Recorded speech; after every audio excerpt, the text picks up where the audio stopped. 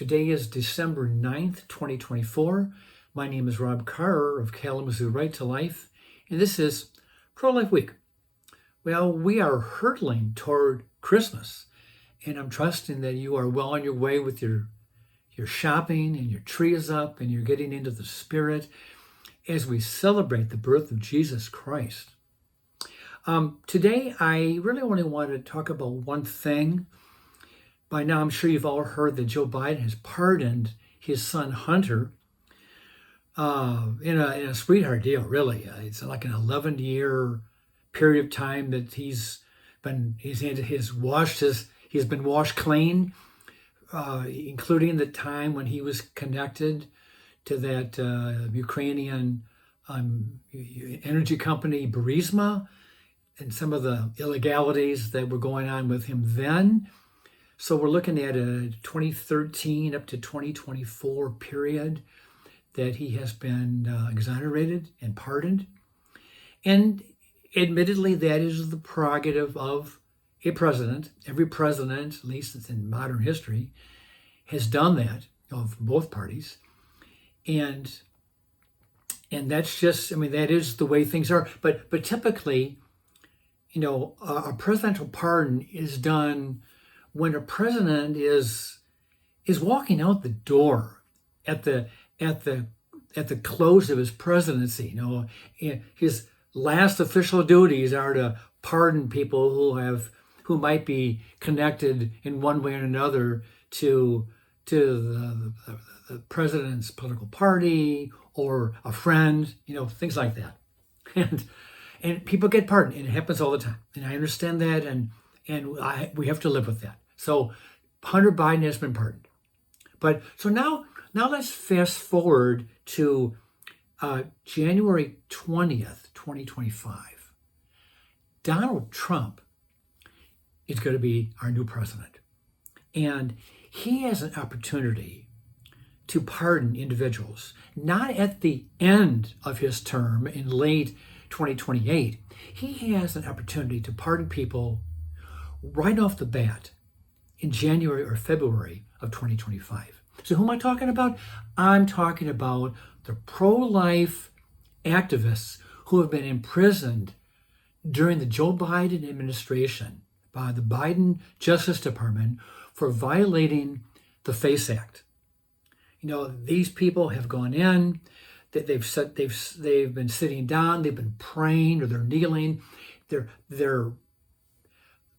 not doing anything violent. Let's be honest.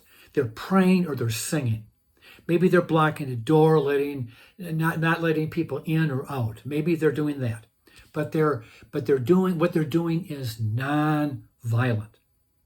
And sure, the FACE Act says if you're blocking a clinic, it's a federal offense. It's a criminal offense, and we're going to go after you.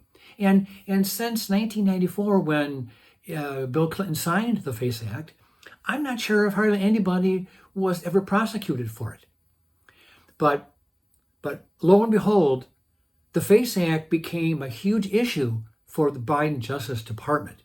And several people are in prison right now, serving whether it's a 3 or a 4 or maybe up to like a 7-year prison term for violating the FACE Act.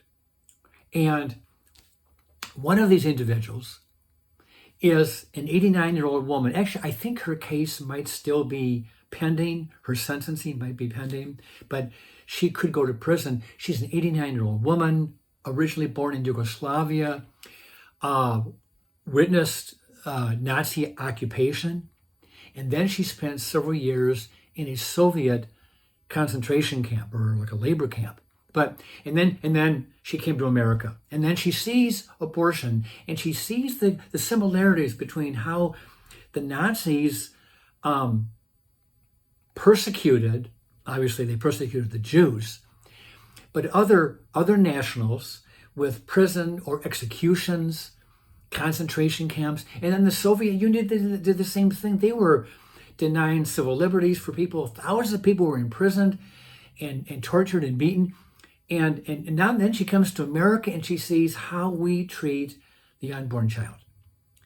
And it comes full circle for her.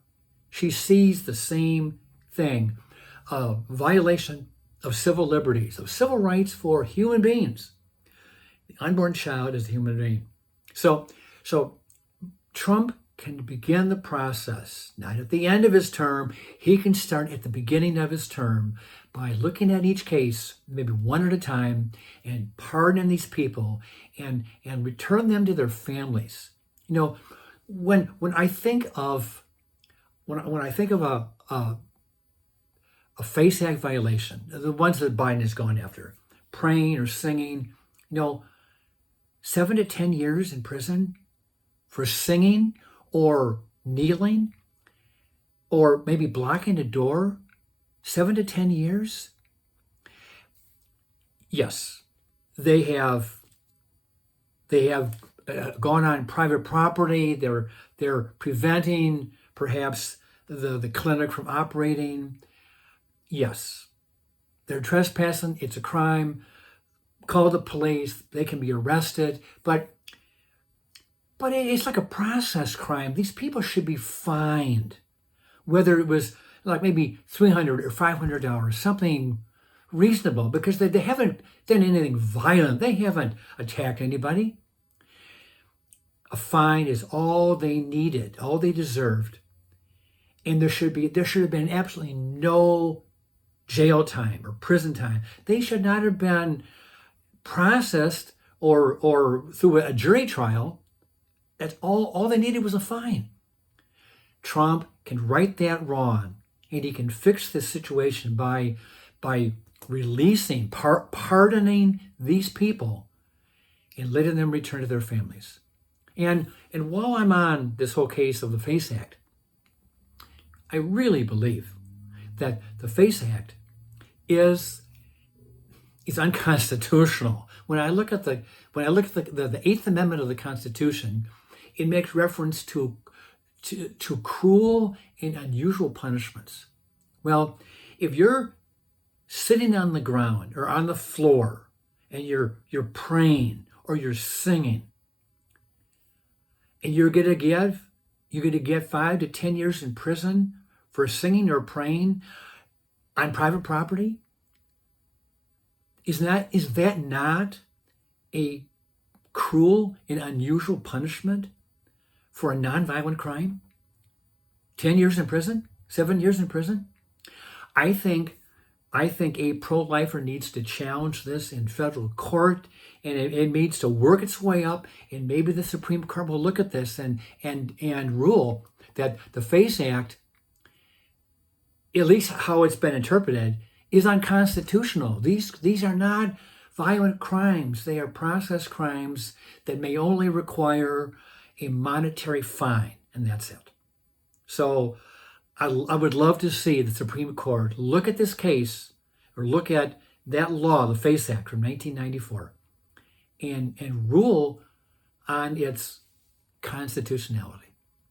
So President Trump, if you are watching this video on YouTube, please consider pardoning in February of this year, of 2025, of pardoning these people who have been imprisoned for FACE Act violations. With that, I'll let you go, and I'll see you next time.